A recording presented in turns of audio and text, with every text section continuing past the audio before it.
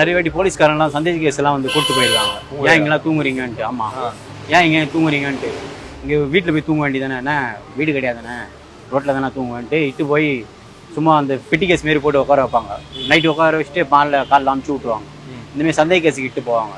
அந்த மாதிரிலாம் ஆயிருக்கு நிறைய. என்னடா இவ்வளோ திறமை வந்து இந்த மாதிரிலாம் இட்டு போகிறாங்கன்னு ஒரு மனம் கஷ்டமாக இருக்குது. இலக்காரமாக பேசுகிறாங்கண்ணா எங்களெல்லாம் வந்து ஈன்னுவாங்க. ஒரு மரியாதையாக கூட மாட்டாங்க. டேய் இந்த குப்பையேறா அந்த குப்பையேறான்னுவானுங்க. அந்த மாதிரிலாம் ஏன் கூப்பிட்றானுங்க எனக்கு தெரியல. அவங்க வீட்டு பசங்களாம் நம்மளை பார்த்துட்டு அவங்க வீட்டு ஒரு மகனாக எங்களை பார்த்தாங்கன்னா நாங்களும் நல்லபடியாக தான் இருப்போம். நாங்களும் ஒரு சொந்த பந்தத்தோடு தான் இருக்கிறோம். இந்த வேலையால் சொந்தக்காரன் நினச்சி தான் வேலை செஞ்சுட்டு இருக்கோம்.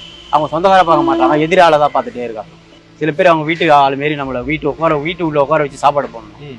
அந்த மாரிலாம் மாறினா கொஞ்சம் நல்லா இருக்கும். நல்லா இருக்கும். ஓகே. ஆக்சுவலாக எங்கள் வீடு வந்து சின்ன வீடு தான், கூரை வீடு. தூங்க கூட இடம் இருக்காது. ரோட்டில் தான் தூங்குவோம், ரோட்டில் தான் வளர்ந்தேன். எல்லாமே ரோடு தான். தங்கச்சி எல்லாமே ரோட்டில் தான் இருந்தோம். சொந்த பந்தம்லாம் யாரும் கிடையாது.